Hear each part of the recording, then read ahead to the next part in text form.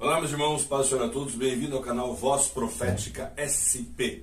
O título da mensagem de hoje é Curando ou Matando o Irmão.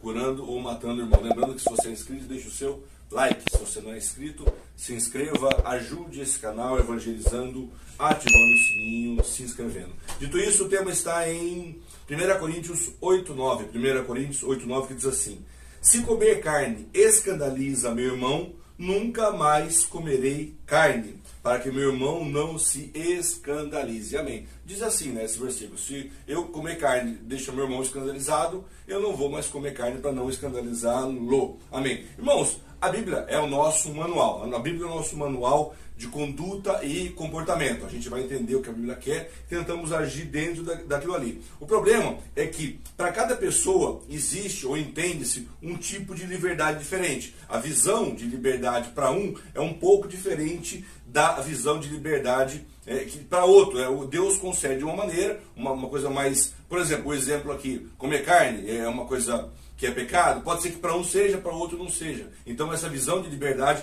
é diferente de cada um. Tem uma frase muito conhecida aí no mundo que diz assim: só Deus pode me julgar. Realmente, só Deus pode me julgar. É o que a Bíblia fala. A Bíblia fala isso: não julgueis, porque na mesma medida que julgardes o seu próximo, serão julgados também. A Bíblia fala isso. Só Deus, que é santo, ele pode nos julgar. Porque Deus, ele não erra, ele não está no mesmo patamar de pecadores que somos nós. Mas, irmãos, entenda uma coisa: nem tudo na vida, quando você fala, é um julgamento. Muitas vezes você vai exortar uma pessoa, vai ensinar, vai ajudar um irmão, incentivar uma pessoa da igreja e já fala assim: não, tal pessoa está julgando, tal pessoa está falando mal do outro. Olha, ele não pode fazer nada que já age como um juiz. É isso que muita gente fala. E aí, irmãos, quando a gente vê uma coisa errada, por exemplo, que a gente pode ajudar e não fala nada, esses erros que não são tratados, eles ficam cada vez mais escondidos.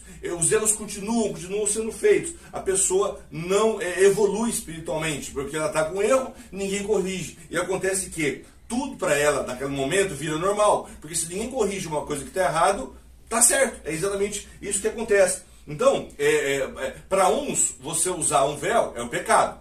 Para outros não é. Para você usar uma calça jeans é pecado, para outros não é. Cortar a ponta do cabelo, ou cortar o cabelo, ou tingir o cabelo, ou usar maquiagem é pecado, para outros não é. Ter bens, eu posso ter um carro importado, um carro novo, uma casa nova, uma moto, sei lá o que, é pecado, porque tem muito pobre no mundo, para outros não é pecado. Então isso é uma coisa diferente. Tem igreja, esse exemplo é muito comum, bater palma, tem igreja que pode, tem igreja que não pode. Então esse entendimento de liberdade, ele é um pouco diferente para cada um. Então não cabe ao cristão ficar julgando esse tipo de comportamento. Não cabe ao cristão julgar esses comportamentos, porque esse julgamento, dessa maneira, ela é negativo para a fé dos outros. Isso, julgar a pessoa, não traz nada de benefício para o outro. O negócio do cristão, o negócio do crente sempre foi com Deus. A nossa salvação, e a Bíblia diz isso, ela é individual. Em Hebreus 10:22 fala assim: entremos com o coração sincero e plena confiança, pois a nossa consciência culpada foi purificada. Nossa consciência que era culpada foi purificada. E fala mais: e o nosso corpo lavado com água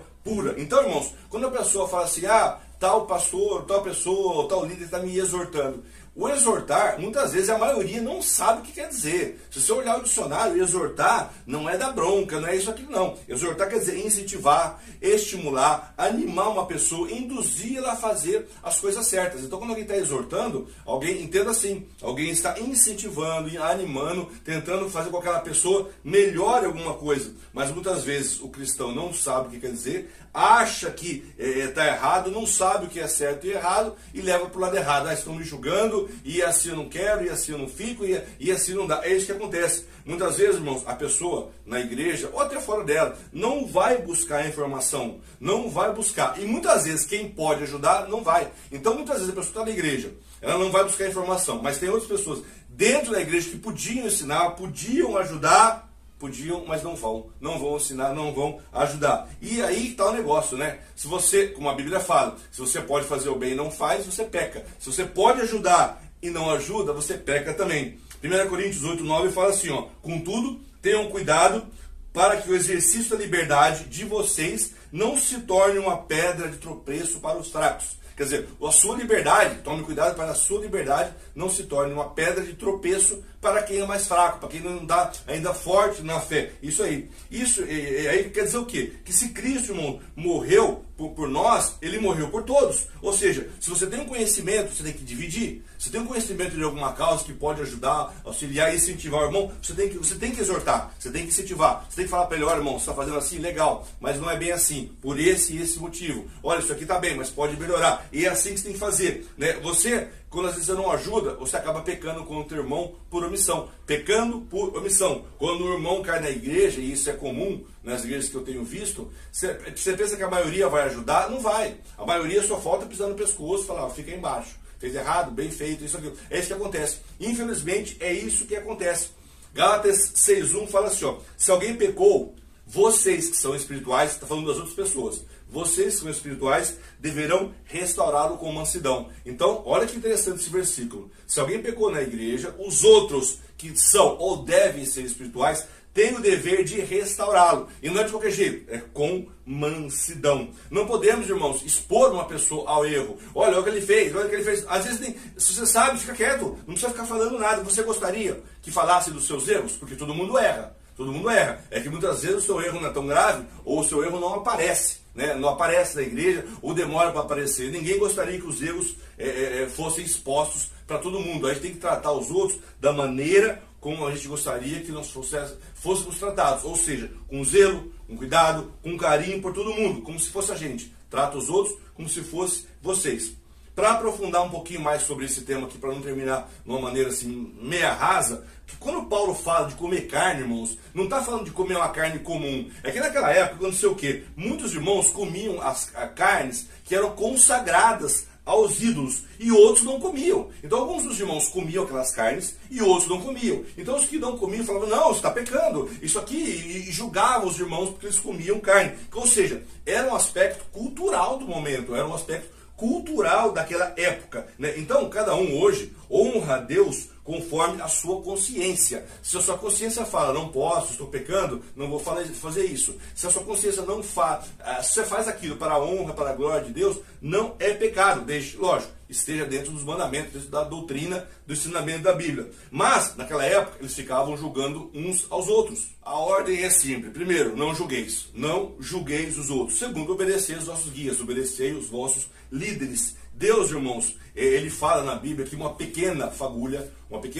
ela incendeia, ela pode acabar com uma floresta inteira. Ou seja, o que Deus está falando? É o detalhe. O detalhe é importante, né? O grosso todo mundo vê. O problema é um negócio pequenininho. Então, você pode ver entre crentes, entre irmãos, né, entre casais, pessoas da igreja, às vezes eles perdem a oportunidade de edificar um irmão, porque ele vai julgar, ele não vai ensinar. Então ele fica falando besteira: olha, isso aqui tá errado, isso aqui. A pessoa não tem conhecimento de causa, não tem discernimento espiritual, não veio de Deus para ele falar, e ele fica falando. Em Efésios 4:29 diz assim: não saia da vossa boca nenhuma palavra torpe, que cause destruição, mas somente que seja útil para a edificação e traga graça aos que escutam. Ou seja, não saia nenhuma palavra, não saia nada da vossa boca, nenhuma palavra que cause o quê? Destruição. Às vezes uma palavra bobinha, que parece que de nada, ofende o outro. A gente tem que ter discernimento, pensa antes de falar, segura a língua. O problema é que tem muita gente que tem a língua mais rápida que o cérebro. Fala, acabou. Quando foi ver, já falou, já acabou com tudo, já destruiu, já pegou fogo a floresta toda. Uma fagulha de nada. Além de não falar nada, ainda fala assim, ó: mas fala o que for útil para a edificação. Aquela palavra vai edificar, vai trazer graça para quem está ouvindo, vai servir para alguma coisa boa.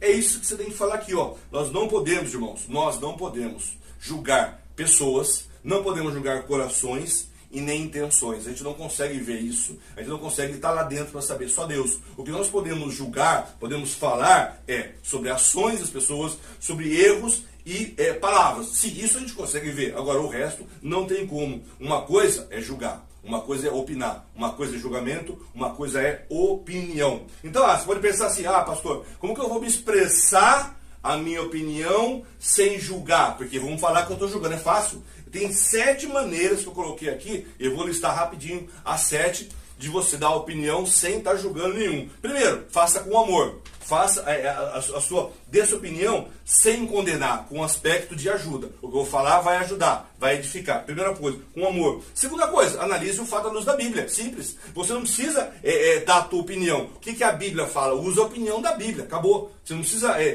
falar, eu acho isso, eu vi aquilo, vi um caso, nada disso. Terceiro, cuidado com as aparências. Ouça e veja todos os lados, toda a situação do problema. Terceiro, olhe para você. Você é uma pessoa apta para julgar? Você é uma pessoa apta para dar opinião sobre aquele assunto? Você é um bom exemplo para falar daquele momento que está acontecendo com o irmão, com uma irmã, com alguém? Pensa nisso. Outro, seja sincero. Seja sincero com a pessoa e compreenda. Você não sabe o que houve naquele momento, o que ele estava passando. Então, seja sincero. Outra coisa, tolere. Ah, mas isso aqui é difícil tolerar. Irmão, tolere. Tolere, sabe por quê? Porque suportar não quer dizer que você está concordando. Tolerar não quer dizer que você concorda. Meu pai e minha mãe fumaram a minha infância, minha adolescência e a minha juventude toda. Eu estava suportando, mas eu não gostava, não concordava com aquilo. Então, tolerar faz parte de você dar opinião da maneira certa. E a última coisa eu coloquei aqui, evite polêmicas, evite fofocas. Não entre divisão na igreja. Não fale o que você não sabe. Fale, conforme falou o versículo, do que for útil. Amém? Essa é a palavra de hoje. Vamos fazer uma rápida oração. Senhor Deus, Pai de nosso Senhor e Salvador Jesus, graças te damos por essa palavra. Venha abençoar grandemente cada um que aqui esteve, cada um que viu essa palavra, Pai querido. Faça conforme a tua santa vontade, nos ajudando cada vez mais a ajudar as pessoas, Senhor, opinando da maneira certa. Faça conforme a tua santa vontade, é que eu te peço, em nome de Jesus. Irmãos, mais uma vez, abençoe este canal, evangelizando, divulgando, usando para levar a palavra de Deus. Que Deus abençoe você, sua família, Deus abençoe o Brasil e até a próxima, se Jesus não voltar até lá.